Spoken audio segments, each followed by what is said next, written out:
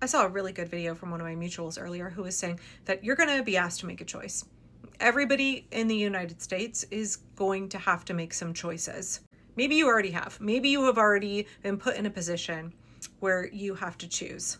But if you have not yet, and you think that you are just going to hang out in a place of indecision, in a place of like, I'm skating, under the radar, nobody's noticing, I can be really checked out, I don't have to actually make a stand for or against what's happening, I can just la la la la pretend it's not real, I'm just going to ignore it and hope that it all goes away. If you think in 2025 America that you can just skate along and act like you don't know what's happening and that you won't have to make decisions either for or against fascism, then I got some news for you. And her video resonated so much with me because I came to that decision back in probably January. I had talked about politics a little bit on my TikTok. Obviously, I voted for Kamala Harris. I talked her up a bunch, understanding that we're in a two-party system and she was an imperfect candidate, blah, blah, blah, blah.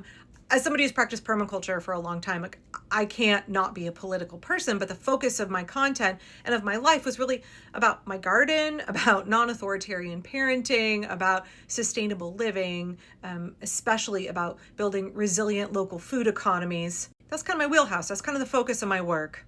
And then back in January, I got to a point where it was really clear to me that Elon Musk and his band of Shitler youth were committing an auto coup. Donald Trump was committing an auto coup, attempting to dismantle the United States of America as a democracy and to institute an authoritarian regime. And I made like a panicked 1 a.m. video where I was like, hey guys, pretty sure what Elon Musk and his little dudes are doing is a coup. Pretty sure this is a coup. At the time I was like, I don't have a big platform, but I've got 50,000 subscribers over on YouTube. And I thought like, I'll just say something because I don't know what to do. I feel really powerless, but this is bad. This is real bad. This is not business as usual. This is not politics as usual. And for me, that was a pivotal moment where I had to make a choice, right?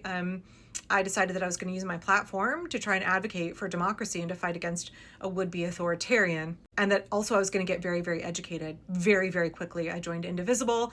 I did a gajillion workshops and trainings to learn about how to undermine an authoritarian regime and defend democracy. I did a whole bunch of trainings on, how to de-escalate. I joined the safety team for my Indivisible. I spend all my time calling my elected officials and writing to organizations. I decided that I would, this is my life now. This is my life now. That was my decision. And I've definitely been in a position where I'm frustrated with friends and family that are still in a place of indecision. It is now the end of September in 2025. I know that most Americans do not nerd out heavily on politics. I know that most Americans are doing the best that they can to keep their heads above water as things get more and more difficult. As our quality of life goes down and down, as the regime cracks down harder, people are just trying to make rent and take care of their kids.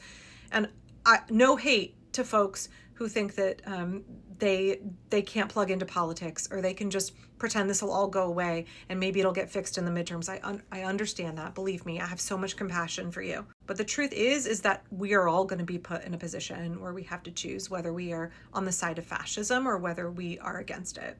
And it could be something really small, like you're a small business owner and you put a Signs for Solidarity poster in your window. It could be that you wear a button that says no human is illegal. It could be that you are willing to cancel your Disney Plus membership and give them an earful about why that is. Really small things like that, those small acts of resistance, just taking up a posture, choosing a mindset of I'm actually not okay with what's happening. That matters.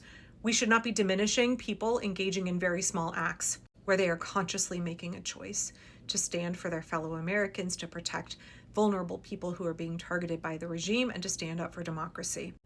But you may be asked to make a bigger choice. You may be put in a position where a lot more is on the line. Unfortunately, you cannot hide from what's happening in the United States. You can pretend that fascism isn't here, but it will still come knocking at your door, and you will have to make some real life choices.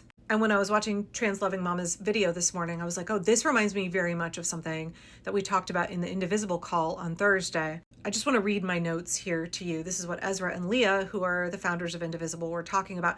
By the way, if you are not a member of your local Indivisible chapter, maybe there's another grassroots org that's right for you, but if you haven't found your place yet, if you have not found your community of people who are standing up, who are doing the work of protecting folks where you live, then I really encourage you to go to indivisible.org. There were more than 7,000 people on this weekly phone call. I really get a lot out of these calls. It's well worth it for me to take my lunch hour on Thursday and listen to what's happening, how we're organizing as a community of people all over the country to resist fascism. So let me read my notes here. The greatest threat now is not the administration, it is our response to it. We need a culture of mass defiance. We need to reverse the cycle where Donald Trump is trying to chill dissent, to make you afraid to take a stand. Because even if he makes it sound like you are afraid to make a choice and you should be paralyzed, those choices are going to come to your door and you're going to have to make them whether you like it or not. So you might as well stand up. The best way to protect our rights is to use those rights boldly and without hiding. The best way to reverse the process of taking our rights away is to make big, bold moves to exercise those rights. We have to have a mindset of pushing back and protecting our rights. It is hard, it's uncomfortable, and it comes with real personal risk. But we will not get out of this mess if we don't lean into that risk and accept it. The way that we defeat fascism in the United States is that we do not concede in advance. We organize proudly and in public. We exercise our rights proudly and in public. The way that we get out of this is together. The way we get out of this is all of us standing up together so that the regime cannot pick us off one by one. They can't come knocking at your door when you thought you were hiding. We all stand up together and we make a decision that we are facing the fear and we are not letting it win. People ask me all the time, like, how can you be so confident? I made a video earlier today that was like, I'm very optimistic, actually, about the future of the United States. And maybe this is just my personality, but I just made a decision that, like, I'm going to be scared. This is really scary. These are really scary times.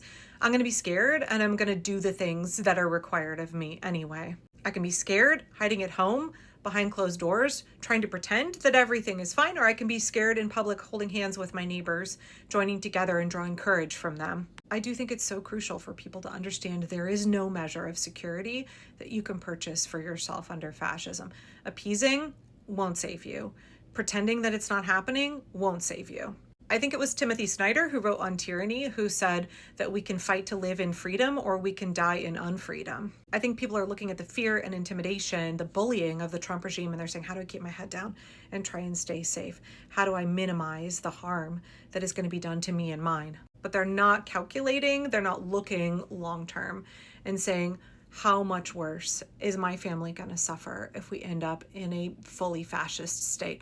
How much worse are things going to be if I do nothing, right? We undertake a personal risk if we step out and try and stop this. If we do nothing, it will be so much worse than any of the consequences that we could face right now for speaking out and standing together. It will be worse for us and it will be worse for our children if we do nothing. And so watching that video this morning, I was like, yep, we are all going to be asked to make a decision. And really, if we examine what's already happening right now today, we all should be in a position where we understand there is a choice to be made, a choice to appease fascism, to do nothing and let it trample over us, our children, our neighbors, our future, or to stand up against it. And I think we all need some radical acceptance about the fact that some of the sacrifices that people have to make are going to be substantial. And the folks who do have to risk much more, we should all be taking care of them, right? That's what community is all about. There's news out today that a Virginia prosecutor resigned under pressure from Donald Trump, right? He was put in charge of this investigation into alleged mortgage fraud